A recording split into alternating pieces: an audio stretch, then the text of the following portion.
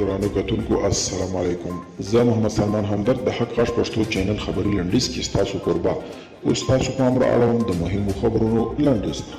افغان چارواکي وایي چې د امریکا د دفاع وزارت د افغانستان د دفاع وزارت ته د کندهار د هوایي ډګر نظامي برخو مسؤلیت سپارل پیل کړي دي. افغان حکومت وایي د روان کال تر پایه په څه باندې 15 میلیونه وګړو ته برېښنایي پیژندپاڼې وویشي. د افغانستان د احصایې او معلوماتو د ادارې مشر جاوید رسولي وایي دوی دم ګړۍ د برېښنایي پیژندپاڼو د ویش او بیا مرکزونه لري چې له دې ډلې شپږ یې په ایران کې دي. د افغانستان د کورنیو چارو پخوانی وزیر او په امریکا کې د پوهنتون استاد علي احمد جلالي چې نړیواله ټولنه په یوه خوله په افغانستان کې د سولې غوښتونکې ده، نو د مذاکراتو دواړو لورو ته پکار ده چې دوی هم په پوره صداقت د جګړې ته پای ته رسولو او یو پیاوړي حکومت پر جوړولو هوکړې ته ورسیږي. او ټاکل شوی د ایران نن خپل جوړ کړي کورونا وایرس ضد واکسین پر 70 کسانو په ازمایښتي ډول تطبیقوي.